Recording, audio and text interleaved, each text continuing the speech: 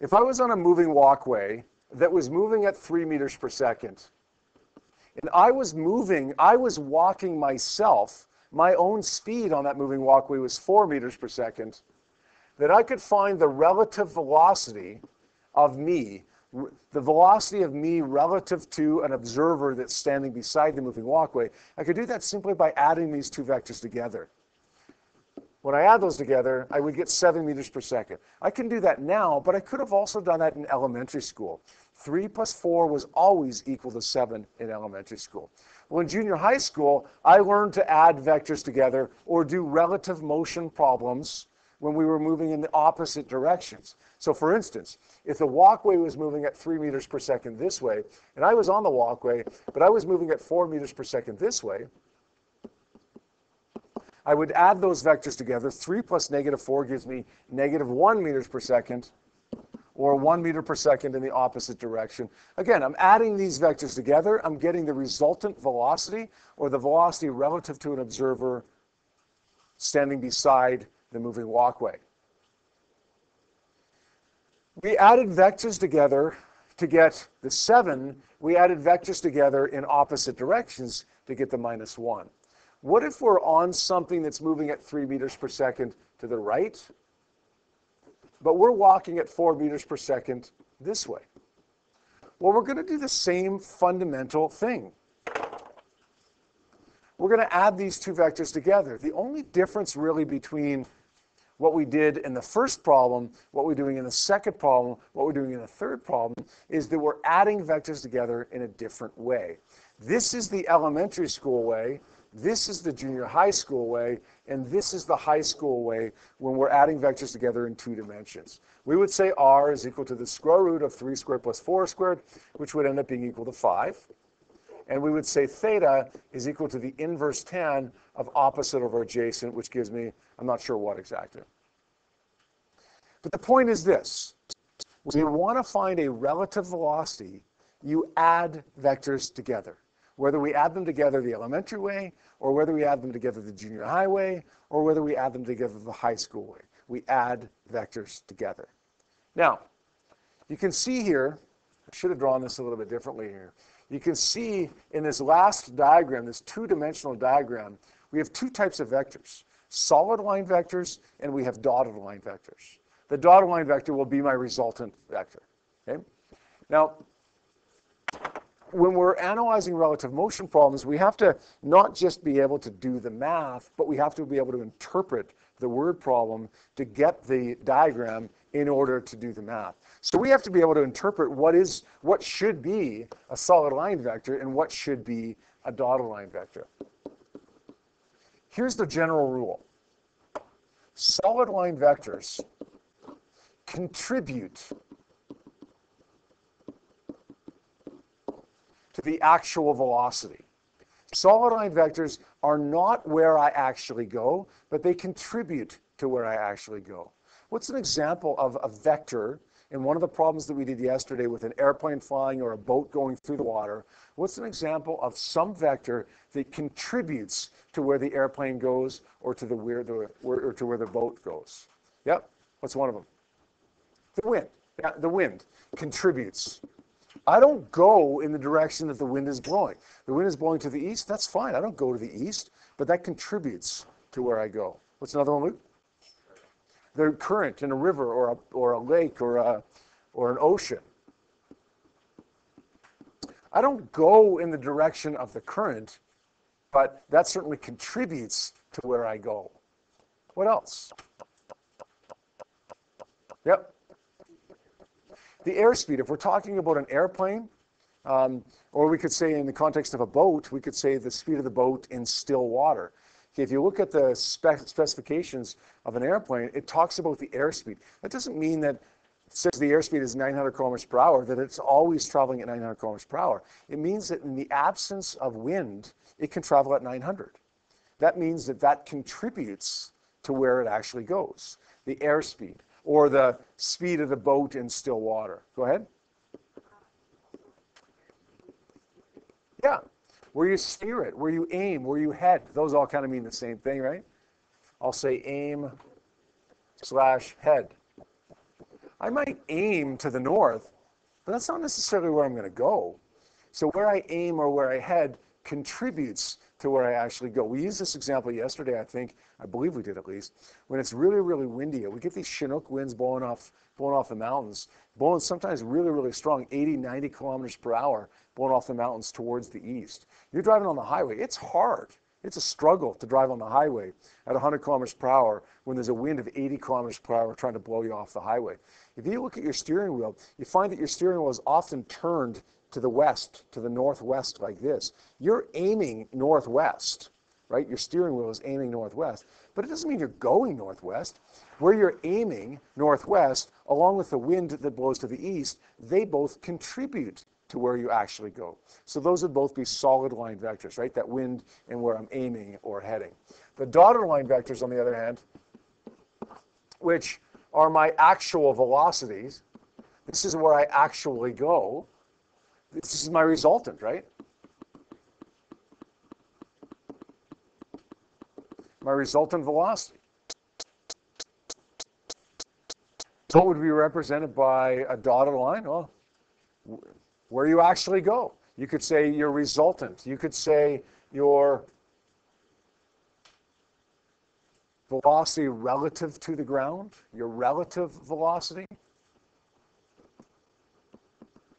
You could even say not just where you go, but where you want to go. I want to go north. There's a wind to the east. Where do I have to aim?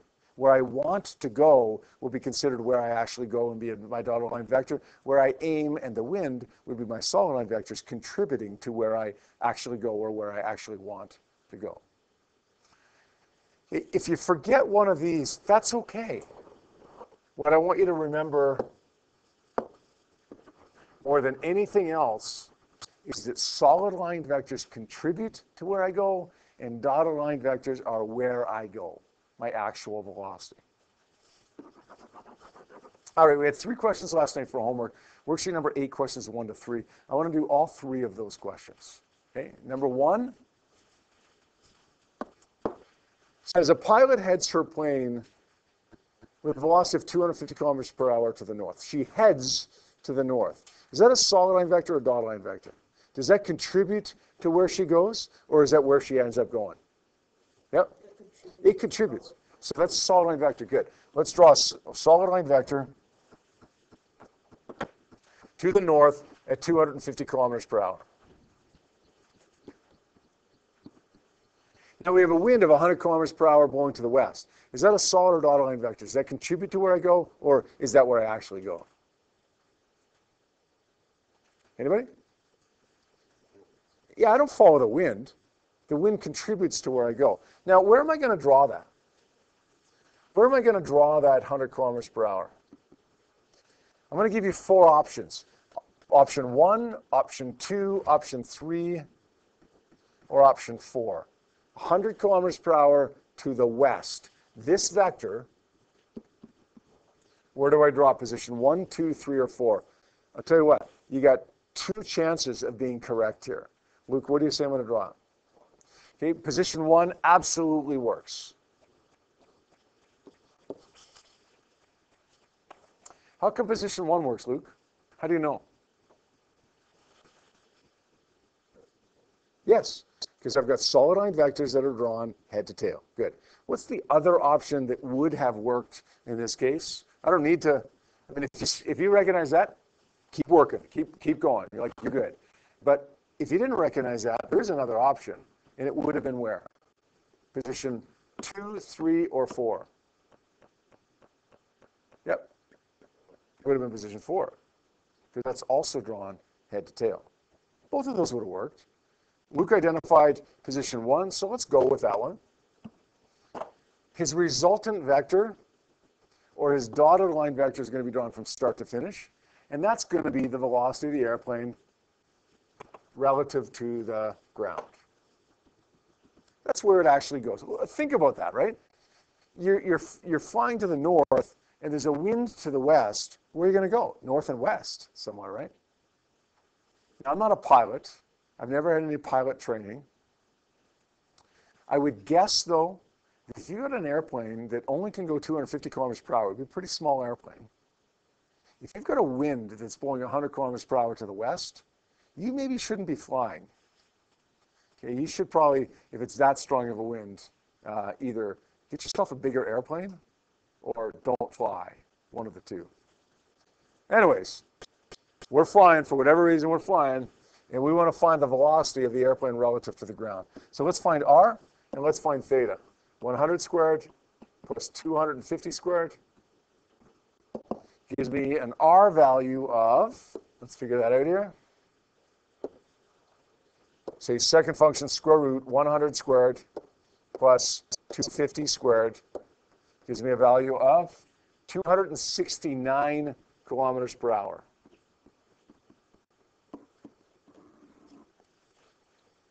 That makes some sense, doesn't it?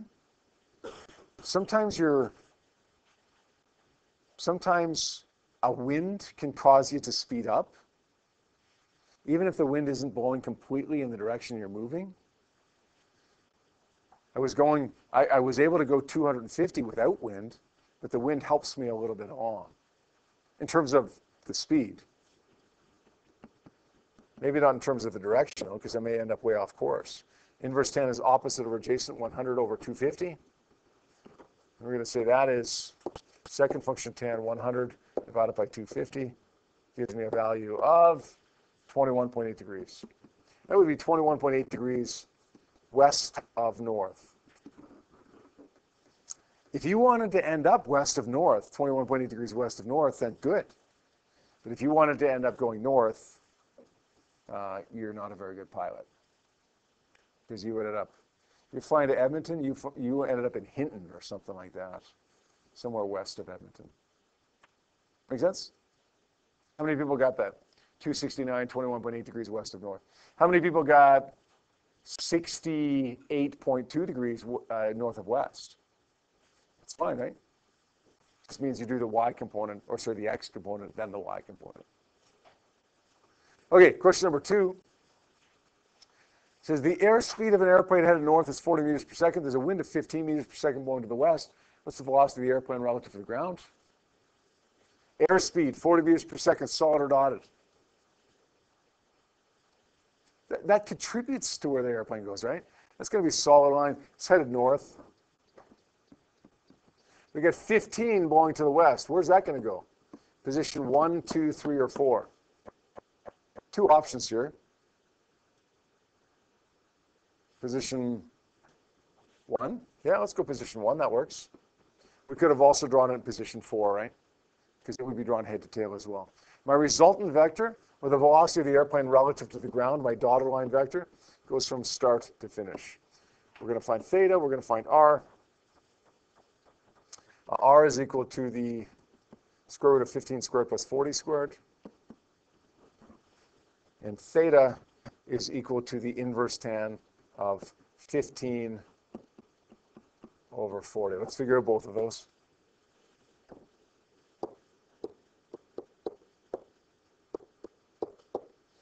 We get an r value of 43 meters per second. And we get a theta value of second function tan 15 over 40. 21 degrees. 21 degrees. This would also be west of north. Or you could have gotten 79 degrees north of west. Anybody get 79? 79 north of west? Okay. Okay, finally number 3. And then we'll take a quick little break here. 3 says a boat whose speed in still water is 2.5 meters per second in a river flowing 1.2 meters per second to the south. What's the velocity of the boat relative to the shore? The speed in still water, that's how fast I can aim this boat. I'm aiming south. We got a river current that's south. What's the velocity of the boat relative to the shore when I'm aiming south at 2.5 and there's a river current south at 1.2? Yep.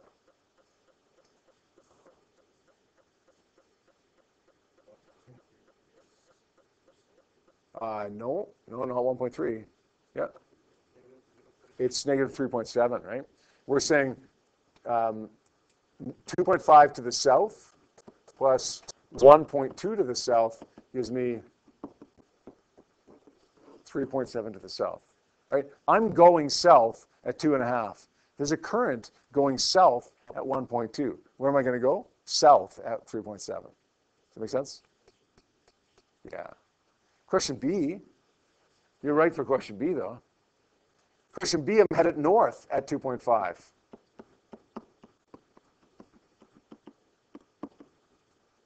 So where do I end up going? I still end up going north because I was heading north at 2.5, but the river current slows me down.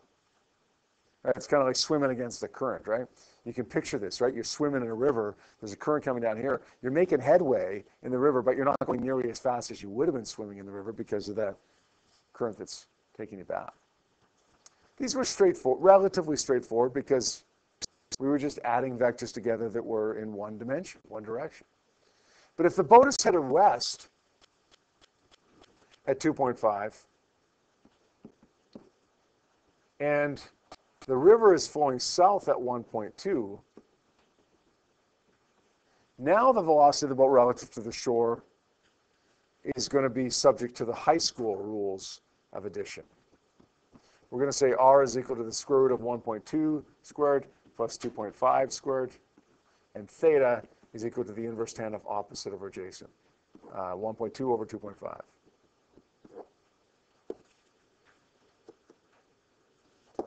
Square root of 1.2 squared plus 2.5 squared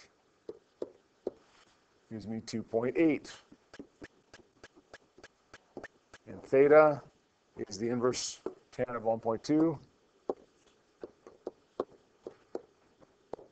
It gives me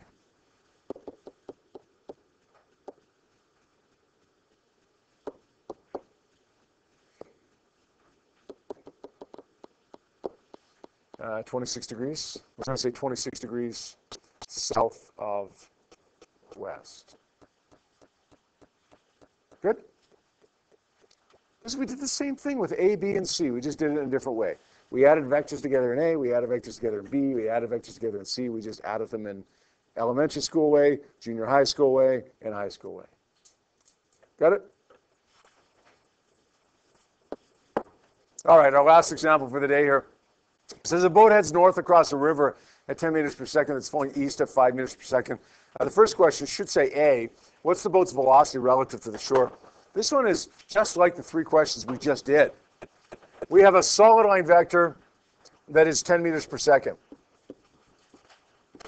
That's the velocity of the boat that it's headed. It's headed across the river. We're aiming across the river. That's not where it actually goes, but that definitely contributes to where it goes. Now, there's a river current that's flowing east at 5 meters per second. Let's draw that one right here at 5 meters per second. That river current also contributes to where I actually go. Now, where do I actually go? That's the dotted line vector. That's the value of r. Let's find that value of r now. R is equal to square root of 10 squared plus 5 squared. And that gives us a value of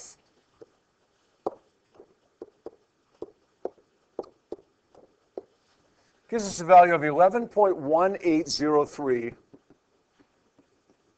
meters per second. Now, I wrote down the unrounded number just in case I need that later on since there's a B and C. I'm going to round it now, though, and say it's 11 meters per second. Now, I can find the value of theta here, drawn from the start of my vector diagram. Theta is equal to the inverse tan function of opposite over adjacent 5 over 10. And do that second function tan, 5 over 10. I get a value of 26.565 degrees, which I'm going to express as 27 degrees. 27 degrees west of north. 27 degrees. Sorry, it wouldn't be west of north. It would be east of north, yes. This should make sense, right? If I'm heading directly north, but there's a river current to the east, where do I end up going? North and east. Somewhere north and east. Turns out to be 27 degrees east of north. Now, we've done this question before, in essence at least. Question B is different. How much time does it take for the boat to cross the river? Any ideas for that? Any ideas how to figure out how much time it would take to cross the river? It's a hard one.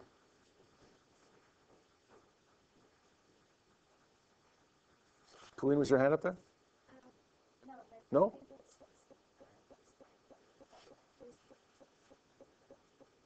Add all the velocities? Which vector? Okay, that's okay. Yeah, we don't have a distance actually. That's right. I had the same problem this morning in the class. I forgot to tell you that the distance across the river. That would help. Yeah, it would help, wouldn't it?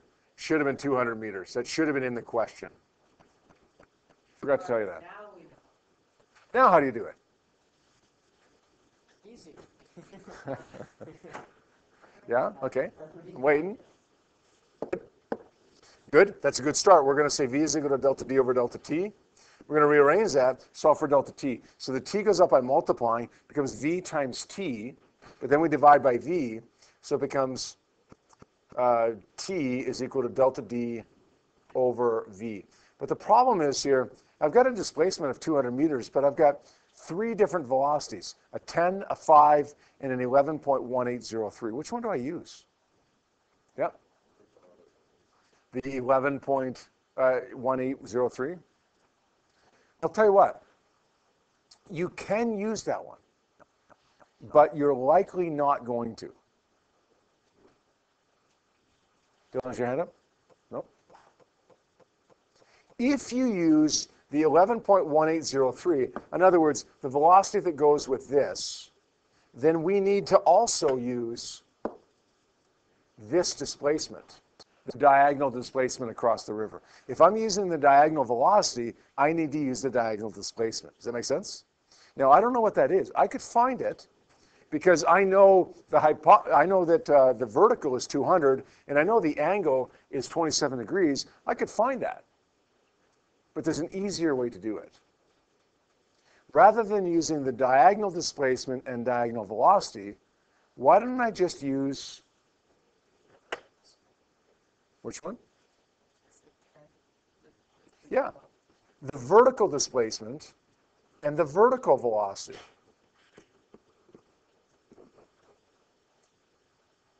It's okay to use diagonal and diagonal. It's okay to use x and x. It's okay to use y and y. What you can't do is use a velocity that's diagonal and use a displacement that's vertical. Right? We have to be consistent. In that equation, v is equal to delta d over delta t, the velocity and the displacement will always be in the same direction. Always. So if the velocity is diagonal, then we got to make sure the displacement is as well. If we're going to use the vertical displacement, that 200 meters, then we better make sure that we use the vertical velocity of 10 meters per second. Is that okay? Don't mix and match. Right? If you're using vertical, use vertical. If you're using diagonal, use diagonal. If you're using horizontal, use horizontal. How do we do the last question?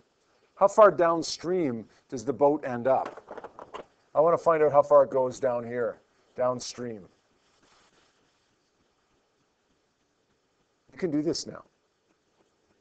Okay, question B was hard. Question C is hard too, but question C is easier now that we've done what we did for question B. Yeah? Okay, so D is equal to V times T. What are you going to do, sorry? Good. We're going to say 5 meters per second. That's the horizontal velocity. Listen, if I want to find the horizontal displacement, then I need to use the horizontal velocity, right? What time do I use? Okay, well, why is it that I have to use x velocity with x displacement, y velocity with y displacement, diagonal velocity with diagonal displacement, but the time I can put it wherever I want? Time of 20 seconds in x, time of 20 seconds in y, whatever. Because time's a scalar, yeah. There's no reason why you have to keep the time in x or y, because it's a scalar. The velocities have to go together because they're vectors, but the times don't because they're scalars. 5 times 20 is equal to 100, which actually rounds to 1.0 times 10 to the 2 meters. How far downstream does it end up? 1.0 times 10 to the 2. So just remember, v equals d over t, but make sure v and d are in the same direction. Doesn't matter what direction it is, make sure it's in the same direction. Does that make sense? All right, your homework for tonight is quiz number 8, which is almost the same as today's quiz, except you got a funny angle in there. We've also got worksheet number 8, the one that you did the first 3 questions on last night, but I'm going to assign 2 additional questions for that so that you have question 4 and 5 as well.